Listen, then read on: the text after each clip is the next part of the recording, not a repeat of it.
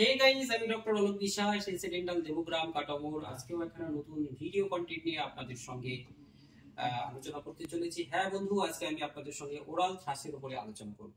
Oral trash হচ্ছে বন্ধু বাচ্চাদের মুখের একটা ইনফেকশন, যেটা ফাঙ্গাল ইনফেকশন। এই ফাঙ্গাল ইনফেকশন হলে বাচ্চাদের পূর্বার ফিড করানো যায় না। অনেক গার্জিয়ান এটা নিয়ে অনেক চিন্তিত, কারণ বাচ্চাদের ফিড করাতে গেলেই বাচ্চারা কান্নাকাটি করছেন।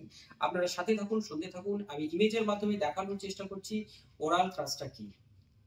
হ্যাঁ বন্ধু, ওরাল থ্রাশ হলে আপনার যে জিভের মধ্যে থকথকে সাদা দইয়ের মতো প্যাচেস জিভে দেখা যাবে, গালে দেখা যাবে, ইনার যে লিপ রয়েছে সেখানেও দেখা যাবে।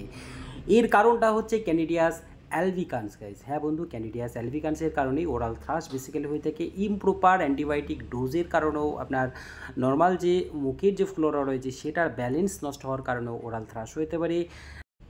ব্রেস্ট নিপিল প্রপার পরিষ্কার না থাকার কারণেও ওরাল থ্রাশ হতে পারে বন্ধু। এতক্ষণ আমরা ওরাল থ্রাশের ইটিওলজি এবং সিমটমস নিয়ে আলোচনা করছিলাম। নেক্সট কোনো একটা ভিডিওতে আমরা ওরাল থ্রাশের ম্যানেজমেন্ট বা ট্রিটমেন্ট নিয়ে আপনাদের সঙ্গে আলোচনা করব।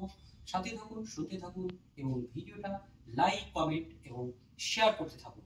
অনেক অনেক ধন্যবাদ।